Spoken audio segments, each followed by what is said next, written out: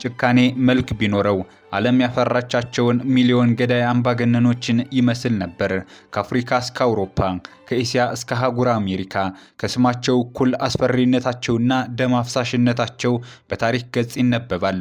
ሚዲያዎች ሚሊዮን ገዳይነታቸውንና ጭካኔያቸውን ይገልጻል ያሉትን ቃል ሁሉ ተጠቅመው ክፉነታቸውን ዘግበዋል። ነገር ግን እነዚህ ሚሊዮኖችን የበሉ ፍጹም አምባገነኖች ከስልጣን ጥማቸውና ርህራሄ የለሽነታቸው በስተጀርባ ሰሜን ሁሉ ያስደነቀ የፍቅር ታሪክ አላቸው። ዓለም በጭካኔው የሚያውቀው አዶልፍ ሂትለርና ፎቶግራፈሯ ሚስቱ ኤቫ ብራውን እስከ መቃብር የዘለቀ ፍቅር ነበራቸው። አፍሪካ ያፈራችው ጉምቱ አምባገነን ጀን በደል ቦካሳና ወጣቷ ሚስቱ ካትሪን ዴንጊያዴ እንዲሁ ነበሩ። ሞቴን ካንተ በፊት ያድርገው ብላ ከተቀባበለ ሽጉጥ ፊት የቆመችው ክላራ ፔታሲና ፋሽስቱ ቤኒቶ ሞሶሊኒ በፍቅር እብድ ያሉ ነበሩ። ለደቂቃዎች በሚኖረን ቆይታ የስምጥር አምባገነኖችን የፍቅር ታሪክ፣ በእነዚህ አምባገነኖች ፍቅር የከነፉትን ሴቶችና ድራማ የሚመስለውን የህይወት ፍጻሜያቸውን ወደ እናንተ እናደርሳለን። ቪዲዮውን ላይክ እና ሼር እንዲሁም ቻናሉን ሰብስክራይብ በማድረግ አብራችሁን ቆዩ። ጀን በደል ቦካሳ አፍሪካ ያበቀለችው ስመጥር አምባገነን ነው። ሰው ሲገደል ቆሞ የመመልከት ሱስ የነበረበት ርህራሄ የለሽ ሰው ነው። ራበን ብለው አደባባይ የወጡ ዜጎችን ወታደር ልኮ በጥይት ሩምታ ያስገደለ፣ በረሃብ ልንሞት ነውና ምግብ ሰጥታችሁ ነፍሳችን አትርፎ ያሉትን ሰዎች በጭካኔ የገደለ ሰው ነው። የሰውን ስጋ ጠብሶ በልቷል ተብሎ የተጻፈለት የምድራችን ጨካኝ ሰውም ነበር። እንዲህ ያለው ጀን በደል ቦካሳ አፍቃሪም ነበር። ቄስ ይሆናል ተብሎ ሲጠበቅ ወታደር የሆነ ሃይማኖቱን ደጋግሞ የቀየረ ሰው ነው። የአጎቱን መንግስት የገለበጠው ቦካሳ የማዕከላዊ አፍሪካ ፕሬዝዳንት ነበር። የቻለውን እየገደለ ያልቻለውን እያሰቃየ ለ13 ዓመታት እንደወደደና እንደፈቀደ ሀገሪቱን የገዛ ሰው ነው። ጀን በደል ቦካሳ ከ66 በላይ ቁባቶች እንደነበሩት ይነገራል።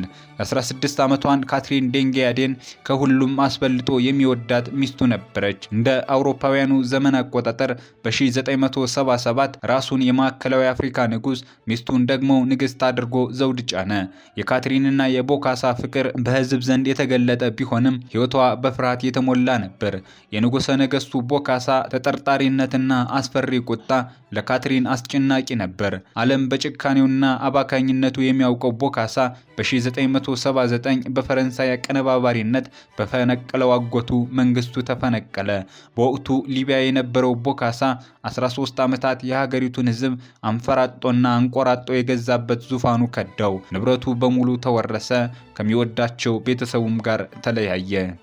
And I must make sure that every Ugandan ኢዲ አሚን ዳዳ የሀገረ ኡጋንዳ ግዙፉ ሰው፣ ሌላው አህጉራችን ያፈራችው ፈላጭ ቆራጭ ፕሬዝዳንት ነው።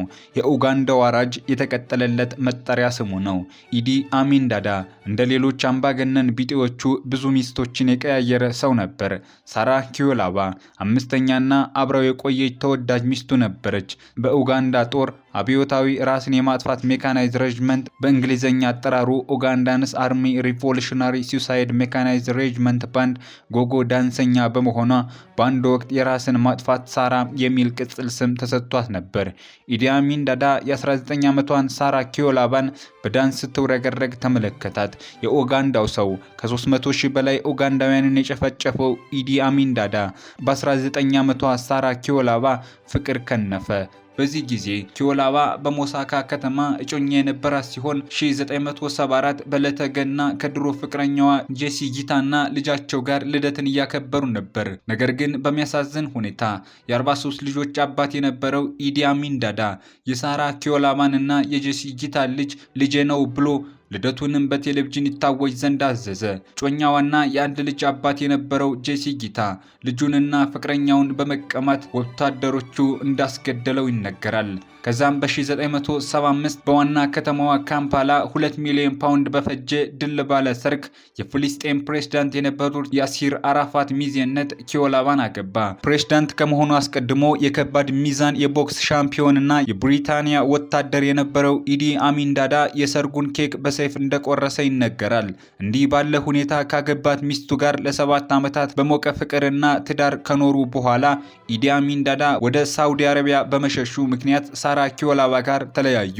ከዛም ሳራ ኪዮላባ ወደ ጀርመን በመሄድ በሞዴልነት ጥቂት ዓመታትን ከሰራች በኋላ ወደ እንግሊዝ በመመለስ መኖሪያዋን ለንደን አደረገች። እስከ ቅርብ ዓመታት ድረስ የባለቤቷን ስመጥር አምባገነንነቱን ስትከላከልለት ነበር።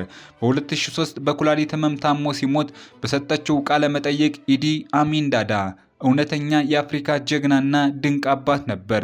እርሱ ጭራቅ ሳይሆን ጤነኛ ሰው ነበር። ከእርሱ ብዙ ነገር ተምሬያለሁ። ባለቤቴ ስለነበር አይደለም፣ እንደ ወጣት ሴት የአመራር ጥበብን፣ በራስ መተማመንንና ተነሳሽነትን አስተምሮኛል። በጣም አዝናኝ፣ ደስተኛና ደግ ሰው ነበር በማለት ተናግራለች። ዳንሰኛዋ ሚስቱ ይህን ትበል እንጂ ከ300,000 በላይ ሰዎችን ያስገደለ፣ ኡጋንዳውያንን እንደወደደና እንደፈቀደ የገዛ ሰው ነበር። ህዝብ ሲገደልና ሚኒስትሮች ሲረሸ ቆሞ ፎቶ የሚያነሳ ሐዘኔታ የሌለው ሰው ነበር። ሰውየው እንዲህ ያለ ቢሆንም ሳራ ኪዮላባ የዚህ አምባገነን አፍቃሪ ነበረች። እነዚህ ደግሞ የትዳር አጋር ብቻ ሳይሆኑ ወንጀል እንደ ፍቅር እየተመካከሩና እየተባበሩ የሰሩ ሮማንያን ባልየው በፕሬዝዳንትነት ሚስቱ በምክትል ጠቅላይ ሚኒስተርነት እንደፈለጉና እንደወደዱ የገዙ ጥንዶች ናቸው። ኒኮላ ቻውሼሽኮና ኤሌና ፔትሮስኩ ይባላሉ። ከባሏ የጎደለውን ክፋት ሚስቱ እየሞላች ለ24 ዓመታት የሀገሬውን ዜጎች በረሃብና ጭቆና ከ60,000 በላይ ሰዎችን በመተባበር ገድለዋል። የኒኮላና ኤሌና ፔትሮስኩ የፍቅር ግንኙነት የሚጀምረው ገና በወጣትነት ዘመናቸው ነው። ሁለቱም ጥንዶች በወቅቱ የኮሚኒስት ፓርቲ አክቲቪስት ነበሩ። የእነዚህ ሁለት አምባገነን ጥንዶች ታሪክ የሚጀምረው ሮማንያ በድህነትና ፖለቲካዊ ውጥረት ባየለበት በ1930ዎቹ ነበር። በጊዜ ሂደት ሁለቱ ወጣት ኮሚኒስቶች በአስተሳሰብ የተሳሰሩና ችግራቸውን የሚጋሩ ፍቅረኛሞች ሆኑ። ቅርርባቸውና ፍቅራቸው ደርጅቶ በ1939 በቡካሬስት በተደረገ አነስተኛ ዝግጅት ተጋቡ። ነገር ግን የመጀመሪያዎቹ ዓመታት አፍላ ፍቅራቸውን የሚያጣጥሙበት አልነበረም። በዚህ ጊዜ ደጋግሞ የታሰረ ሲሆን በእስር ቤት እያለ ቻውሼሽኮ ከ1952 ጀምሮ የሮማንያ ኮሚኒስት መሪ የሆነው ጆርጅ ጆርጂዮ የቅርብ ተንከባካቢና ጠባቂ ነበር። እንደ አውሮፓውያኑ ዘመን አቆጣጠር በ1944 ጆርጅ ጆርጂዮ ከእስር ቤት እንደወጣ ኒኮላ ቻውሼሽኮን የኮሚኒስት ወጣቶች ህብረት ዋና ጸሐፊ አድርጎ ሾመው። በኋላም በሀገሪቱ የተለያዩ የስልጣን ደረጃዎች ላይ ተመድቦ በመስራት ከቆየ በኋላ የእስር ቤትና የፓርቲ ጓደኛው ጆርጅ ሲሞት እርሱን በመተካት የሀገሪቱ ፕሬዝዳንት ሆነ። ሚስቱ ኤሌና ፔትሮስኩ ምክትል ጠቅላይ ሚኒስተር በመሆን የሀገሪቱ ሁለተኛ አራጌ ፈጣሪ ሰው ሆነች። ኤሌና የጨካኙ ባለቤቷ ግልባጭ ስትሆን ለኒኮላ ቻውሼሽኮ የትዳርና የስልጣን አጋሩና አማካሪው ነበረች። በ1970ዎቹ መገባደጃና በ1980ዎቹ መጀመሪያ ላይ ሮማንያ ኢኮኖሚዋ በፍጥነት መማሽቆልቆሉ ችግር ውስጥ ገባች። ቻውሼሽኮና ባለቤቱ ኤሊያና ግን በቤተ መንግስታቸው ውስጥ በቅንጦት ይኖሩ ነበር። ከሚስቱ ጋር ላባከነውና ላጠፋው ገንዘብ ህዝቡ ያለውን ሽጦ ከሚበላው ቀንሶ ብድር እንዲከፍል ግዳጅ ጣለ። በዚህ ጊዜ ህዝብ ተነሳበት። የቻውሼሽኮ መንግስት ይውረድ፣ አምባገነናዊ መንግስት ያብቃ የሚሉ አንደበቶች እሳት ከሚተፉ አፈሙዞች ፊት በድፍረት ቆሙ። ኒኮላ ቻውሼሽኮና ሚስቱ ንግግር ሊያደርጉ በሰልፈኞች ፊት ቆሙ። ግን የሚያዳምጣቸው አልነበረም። በፍቅርም በስልጣንም የተሳሰሩ አምባገነኖች ተደፈርም ብለው ተናደዱ። መፈክር ይዘው በወጡ ሰልፈኞች ላይ ታንክ አሰማሩባቸው። በመደዳም ገደሏቸው። ቢያንስ 60,000 ህዝብ ገደሉ። ግድያ ያላስቆመው ሰልፈኞች ግን አመጹን አቀጣጠሉት። 9 ወታደራዊ ጀነራሎች ቻውሼሽኮን ከድተው ህዝባዊ አመጹን ተቀላቀሉ።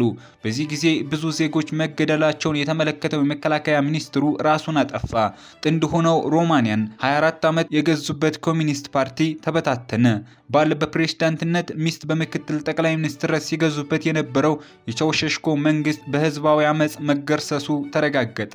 ቻውሼሽኮና ኤሊያና ከከተማ ወጥተው ወደ ገጠር በሄሊኮፕተርም በመኪናም ለመሸሽ ሞከሩ። ግን ብዙም ሳይቆዩ በአንዲት ትንሽ የገጠር መንደር በአማጽያኑ ሚኒሻዎች ተያዙ። በተያዙ በሁለተኛው ቀን ታህሳስ 25 1989 በዕለተ ገና ፍርድ ቤት ቀረቡ። ፍርድ ቤቱ በዛውን ቀን ሞት ወሰነባቸው። እጃቸው ለኋሊት ታስሮ ወደ መግደያ ቦታ ተወሰዱ። ሮማንያን በፍቅርና በስልጣን ተሳስረውና ተባብረው የገዙት ጥንዶች በዕለተ ገና ዓለም በቴሌቪዥን መስኮት ቀጥታ እየተመለከታቸው በጥይት ተደብድበው ተገደሉ። አዶልፍ ሂትለር የሀገረ ጀርመን ስመጥር አምባገነን የጥፋት ሰው ነው። አይሁዳውያንን አንበጣ ናቸው ብሎ አዋጅ አውጆ የጨፈጨፈ እጆቹ በደም የበከቱ ሰው ነበር። ከጭካኔውና ከገዳይነቱ የተነሳ እንደ ጭራቅ የሚታይ ሰው ነበር። ኤቫ ብራውን በዚህ ሰው ፍቅር የከነፈች ሴት ናት። መካከለኛ ገቢ ከነበራቸው ካቶሊካዊ ቤተሰብ የተወለደችው ኤቫ ብራውን ቀዳሚ ገዳይ ሰው ጋር በቅንጡ ቤተ መንግስት ትኖራለች። መልከ መልካሟ ኤቫ ብራውን በ17 ዓመቷ ነበር የዓለምን ጨካኙ ሰው የተዋወቀችው። ከዛን ጊዜ ጀምሮ እንደምታፈቅረውና እንዲያገባት ደጋግማ ብትማጸንም ከቅምጥነት ያለፈ ሚና አልነበራትም። ስፖርት መስራት የምትወድ፣ ፎቶ ማንሳት የሚያስደስታት ኤቫ ብራውን ለዓላማዋ የምትተጋ የተሰጣትን ስራ በርትታ የምትሰራ አስደናቂ ሴት ነበረች። ኤቫ ብራውን ከሂትለር ጋር ለ16 ዓመታት አብራ በፍቅር የኖረች ሲሆን እርሱን በማግባቷ የሰይጣን ሙሽራ የሚል መጠሪያ ስም ተሰጥቷትም ነበር። የናዚ ከፍተኛ ሰዎች በማይጠፉበት ሄንሪ ሆፍማን ፎቶ ስቱዲዮ ነበር ሂትለርን የተመለከተችው። የሆፍማን ረዳት ፎቶግራፍ እያለች ለመጀመሪያ ጊዜ የተዋወቁትም በዚህ ስቱዲዮ ነው። ያኔ አዶልፍ ሂትለር ስልጣን ያልነበረው ቢሆንም ውሎ ሲያድር በሂትለር ፍቅር ወደቀች። አፈቅርሃለሁ አግባኝ አለችው። ሂትለር ግን ከውሽማነት ያለፈ ሚና እንዲኖራት አልፈለገም ነበር። በዚህ ጊዜ ሂትለር ሌላ ሴት ጋር ግንኙነት እንዳለው ሰማች።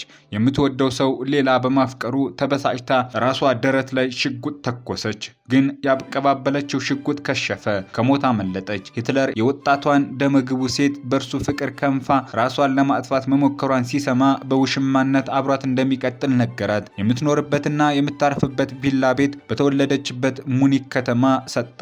ወዲያውኑ ሂትለር የናዚ ከፍተኛ ሰው በመሆን የጀርመንን ዙፋን ተቆጣጠረ። ኤቫ ብራውንን ትቷት ወደ በርሊን ሄደ።